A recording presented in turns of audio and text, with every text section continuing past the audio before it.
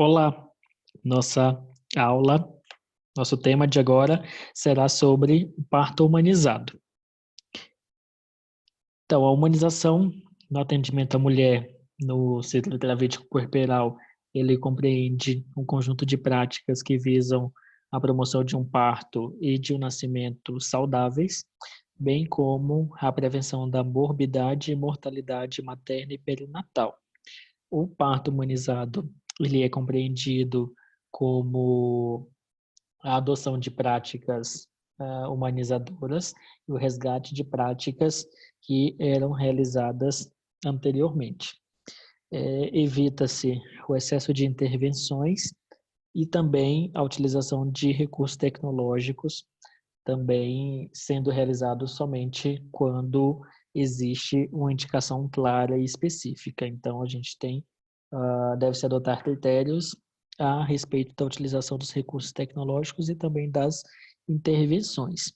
A humanização, ela inclui o respeito ao processo fisiológico e dinâmico de cada nascimento, considerado que a mulher e a mulher naquele momento, ela é um ser único e que precisa vivenciar de forma mais satisfatória aquele período.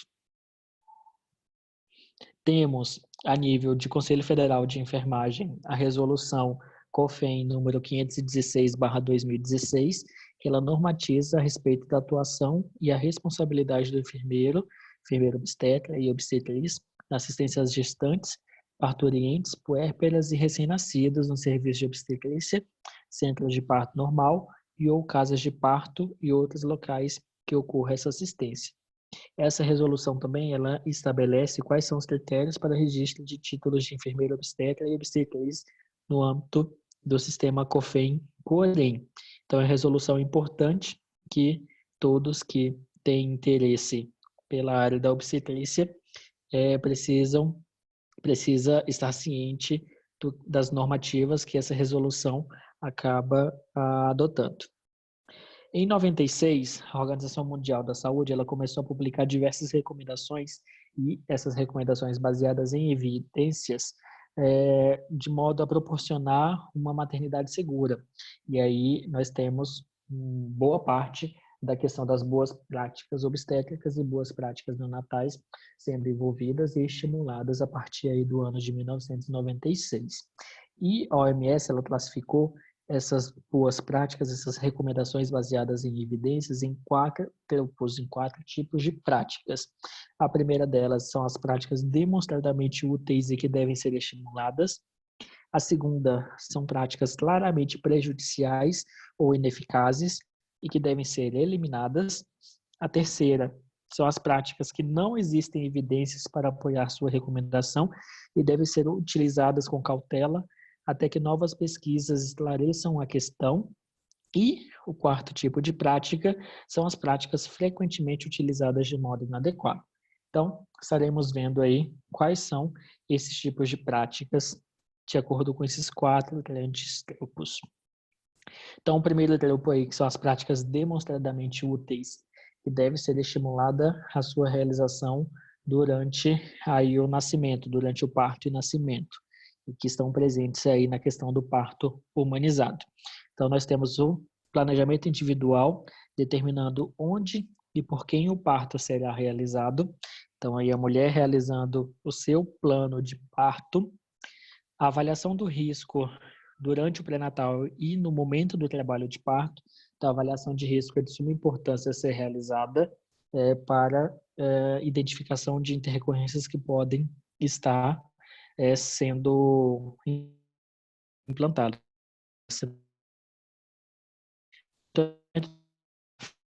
De trabalho de parto em uma prática útil,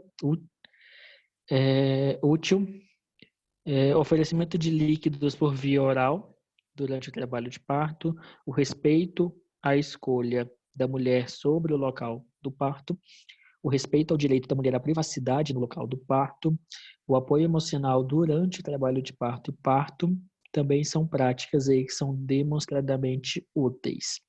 Fornecimento de todas as informações e explicações, bem como também o fornecimento de métodos não invasivos e não medicamentosos de alívio da dor durante o trabalho de parto. Então, são exemplos aí de práticas que são demonstradamente úteis, que precisam ser estimuladas durante o parto humanizado. Seguindo, nós temos aí o monitoramento fetal por meio da ausculta intermitente e vigilância das contrações uterinas por palpação abdominal. Então, a dinâmica uterina aí sendo uma prática recomendadamente útil. O uso de materiais descartáveis e descontaminação adequadas de reutilizáveis também. O uso de luvas no toque vaginal, no parto e no manuseio da placenta, bem como a liberdade de posição e movimento durante o trabalho de parto por parte da mulher. O estímulo a posições não supinas durante o trabalho de parto. O monitoramento cuidadoso do processo de trabalho de parto com o uso do parto-trama, sendo um recurso aí que deve ser estimulado durante o parto, durante o trabalho de parto e parto. A administração de ocitocina no terceiro estágio do parto em mulheres com risco de hemorragia pós-parto. E aí esse terceiro estágio do parto nada mais é do que a deictação. Então a ocitocina ela está sendo utilizada nesse estágio, no terceiro estágio clínico do parto, que é a deictação. A administração, as condições estéreis ao cortar o cordão umbilical, então utilizar material estéril para o pinçamento do cordão umbilical e corte posteriormente. Prevenção da hipotermia do recém-nascido, então mantendo a temperatura adequada na sala de parto, recepção desse recém-nascido com campos aquecidos e, posteriormente, mantendo esse recém-nascido com campos aquecidos. Prevenção da hemorragia neonatal com o uso da vitamina K, então a administração da vitamina K por via intramuscular como forma de prevenção da hemorragia neonatal. Também a prevenção da oftalmia gonocócica com o uso de nitrato de prata ou tetraciclina 1%, o fornecimento de contato pele a pele entre a mãe e o filho e apoio ao início da amamentação ainda na primeira hora de vida, tá? Na primeira hora pós-parto, como uma boa prática neonatal.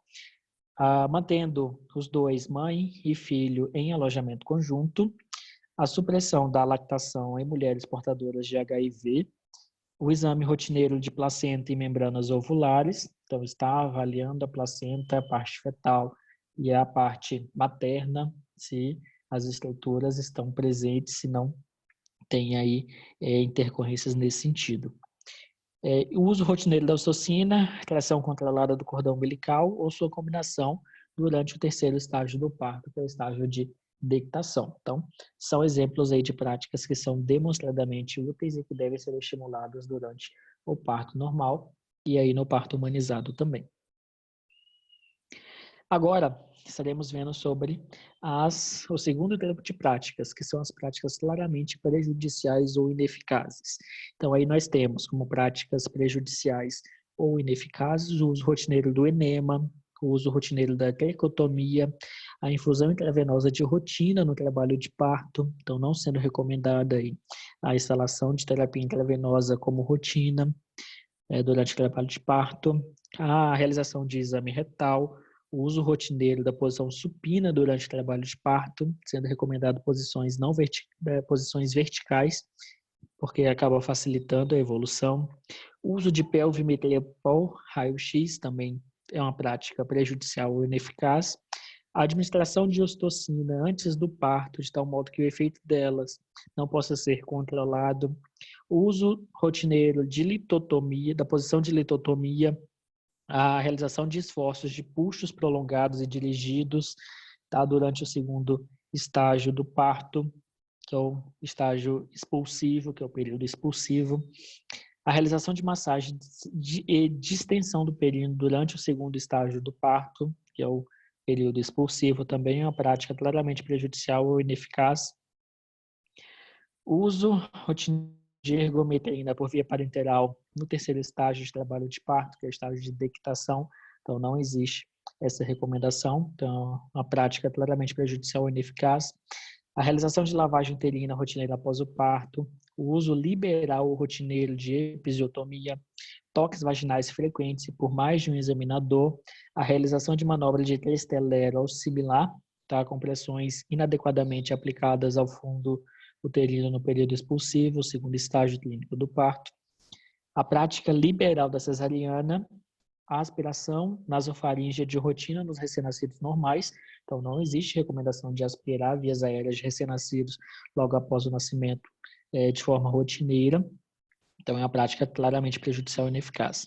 Assim como a manutenção artificial de ar frio na sala de parto durante o nascimento. Então, todas essas práticas, elas são consideradas pela OMS como práticas claramente prejudiciais ou ineficazes. O terceiro grupo de práticas são aquelas práticas que não existem evidências para apoiar sua recomendação e devem ser utilizadas com cautela. Então, quais são essas práticas?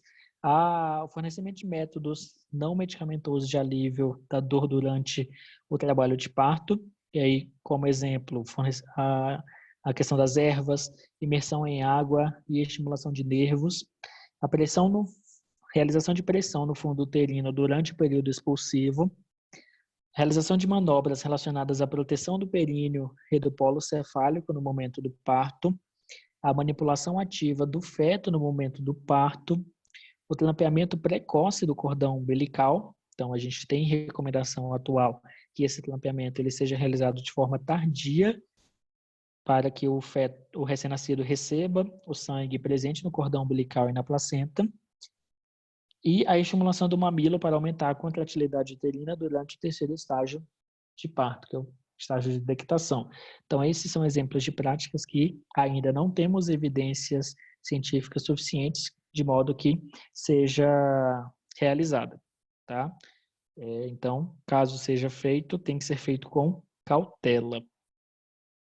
E o quarto grupo de práticas são aquelas práticas frequentemente utilizadas de modo inadequado. Então, são exemplos: a restrição hídrica e alimentar durante o trabalho de parto, o controle da dor por agentes sistêmicos, o controle da dor por meio de analgesia peridural, monitoramento eletrônico fetal, uso de máscaras e aventais estéreis durante assistência ao trabalho de parto, exames vaginais repetidos ou frequentes, correção da dinâmica uterina com a utilização de ocitocina, amniotomia precoce de rotina no primeiro estágio, transferência rotineira da parturiente para outra sala no início do segundo estágio do trabalho de parto. Aí eu chamo a atenção para o ponto da correção dinâmica uterina com a utilização de ocitocina, reforçando que a ocitocina ela deve ser utilizada no terceiro período clínico do parto, que é o período de dectação. A amniotomia precoce de rotina também no primeiro estágio, que é a fase de dilatação. Nós vimos também em aulas que vocês podem estar vendo aí no canal a respeito do rompimento da bolsa amniótica, que ela deve acontecer quando a mulher está com em torno de 6 a 8 centímetros, que é o rompimento oportuno da bolsa amniótica.